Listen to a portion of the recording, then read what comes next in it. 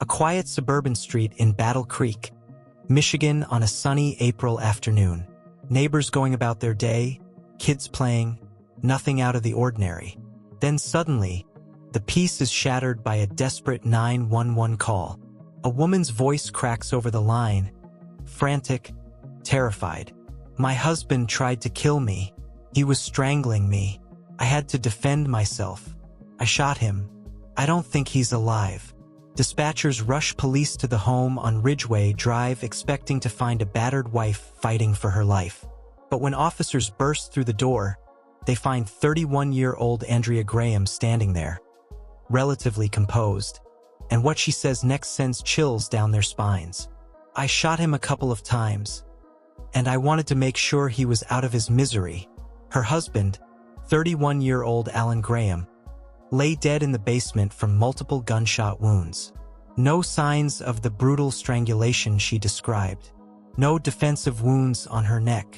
Just a wife, a gun, and a story that prosecutors say doesn't add up. This is the shocking case of Michigan versus Andrea Graham, and today we're diving deep into every twist, every contradiction, and every unanswered question. If you love true crime cases that blur the line between victim and perpetrator, you're not going to want to miss a single detail. Let's start from the beginning. Andrea and Alan Graham seemed like a typical American couple on the surface. Both in their early 30s, living in Battle Creek, a mid-sized city known for its tight-knit communities and quiet neighborhoods. They had 2 young children together. Andrea was a stay-at-home mom, dedicating her days to raising the kids while Alan worked to support the family. From the outside looking in, they had built a life many people strive for, a home, a family, stability. But as we've seen in so many true crime stories, appearances can be deceiving. What really went on behind the closed doors of their Ridgeway Drive residence? Was there years of hidden tension, arguments, or even unreported domestic issues? Or did something snap suddenly on that fateful day in April 2026? To understand the full picture, we have to go back to April 12, 2026. It was a seemingly normal Sunday afternoon, but around 4:30 p.m., everything changed in an instant. Andrea Graham picked up the phone and called emergency services. Her voice, according to reports, was filled with panic as she told the dispatcher that her husband had attacked her. She claimed Alan had tried to strangle her, that she feared for her life, and that in the struggle she had no choice but to grab a pistol and shoot him. She even expressed uncertainty about whether he was still alive. First responders raced to the scene with sirens blaring, hearts pounding, prepared for a domestic violence situation where quick medical attention might save a life. When police arrived, they found Alan Graham's body in the basement. He had been shot multiple times. The scene was chaotic, but one thing stood out immediately. Andrea Graham was not acting like someone who had just survived a life-threatening attack. Officers noted her demeanor as they began questioning her right there at the house. She openly admitted to shooting her husband a couple of times. But then she added that haunting phrase that would be repeated in court documents and news headlines for months. She wanted to make sure he was out of his misery. Those words alone shifted the entire narrative from a potential self-defense case to something far more sinister in the eyes of investigators. Let's break down her 911 call and initial statements in more detail because they are central to this entire case. Andrea told dispatchers her husband had been strangling her.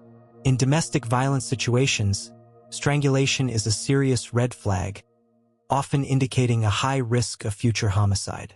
If true, Michigan's self-defense laws, including strong stand-your-ground and castle doctrine provisions, could potentially protect her. But here's where the story hits its first major contradiction. When medical personnel and investigators examined Andrea, they found no visible injuries consistent with strangulation. No bruising around the neck, no petechiae in the eyes, no defensive wounds on her hands or arms that would suggest a prolonged violent struggle. Prosecutors later highlighted this lack of physical evidence as a critical blow to her self-defense claim. Meanwhile, the autopsy on Alan Graham confirmed multiple gunshot wounds. The exact number and positions haven't been fully released to the public yet, but the fact that she continued shooting even after he was incapacitated raises serious questions about intent. Was this a panicked reaction from a woman fearing for her life? Or was it something colder? An attempt to finish what she started and make sure there were no witnesses or no chance of survival? These are the uncomfortable questions that investigators, prosecutors, and eventually a jury will have to grapple with. By April 15th, just 3 days after the shooting, Andrea Graham found herself in a courtroom for her arraignment. She formally pleaded not guilty to first-degree murder and carrying a pistol when attempting to commit a felony. First-degree murder in Michigan carries the possibility of life in prison without parole. The felony firearm charge adds a mandatory 2-year sentence that must be served consecutively. Her attorney argued that Andrea was a devoted mother of 2 who had acted in self-defense, painting her as a victim of domestic violence who finally fought back. Despite these arguments, the judge denied bond, citing the severity of the charges and the evidence presented so far. Andrea was remanded to the Calhoun County Jail, where she remains as this case moves forward. The preliminary hearing, which took place more recently in early to mid-July 2026, was a pivotal moment.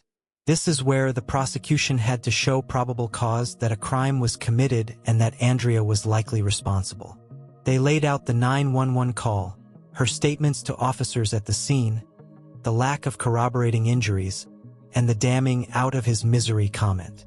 Defense attorneys tried to poke holes in the prosecution's narrative, arguing that emotional trauma could explain inconsistencies and that further investigation might reveal a history of abuse. But the judge was convinced by the evidence presented. Andrea Graham was bound over for trial in circuit court. As of right now, a full trial date has not yet been scheduled, but the case is moving forward, and both sides are preparing for what could be an emotional and highly publicized battle. What makes this case so compelling is how it taps into broader societal debates.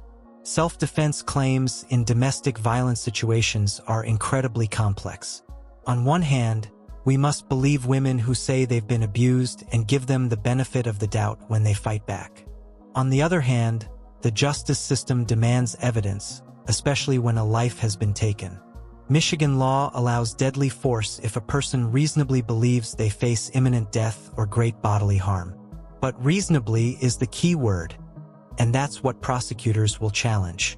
They'll argue that Andrea's actions after the shooting, her own admission about ensuring he was dead, go beyond reasonable self-defense. Let's explore some of the possible theories that true crime enthusiasts and legal analysts are already debating online. Theory number 1 is classic self-defense. Perhaps there was a history of unreported abuse. Maybe Alan had been violent before, and on that day the situation escalated to the point where Andrea truly feared for her life. In the heat of the moment, with adrenaline pumping, she grabbed the gun and fired. The lack of visible injuries could be explained by the fact that strangulation doesn't always leave immediate marks, especially if it was brief. Her 911 call was immediate, showing she wasn't trying to hide what happened. This theory paints Andrea as a survivor who did what she had to do to protect herself and possibly her children. Theory number 2 is far darker. Maybe this wasn't self-defense at all. Perhaps there was an argument that got out of hand, and Andrea, in a moment of rage, shot her husband multiple times. The "out of his misery" comment could suggest she wanted him gone permanently rather than risk him surviving and telling his side of the story. Financial stress, infidelity, custody fears, or long-simmering resentment could all be possible motives that investigators are looking into. The fact that she was a stay-at-home mom might mean she felt trapped in the marriage with limited options. We don't have concrete evidence of any of this yet, but trials have a way of bringing hidden truths to light. There's also a middle ground theory: imperfect self-defense. Maybe she was being attacked, but her response was disproportionate. In some jurisdictions, this could reduce the charge to manslaughter, but in Michigan, first-degree murder requires premeditation or specific intent. Prosecutors will push hard to prove she acted with deliberation. As we wait for the trial, it's important to remember the human cost. Two young children have lost their father, and their mother is facing life in prison. Family members on both sides are undoubtedly devastated and divided. Alan Graham's loved ones are mourning a son, brother, or friend taken too soon. Andrea's supporters likely see her as a victim of a broken system that fails to protect abused women until it's too late.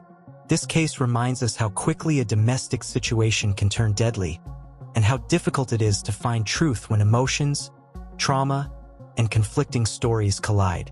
Investigators continue to build their case.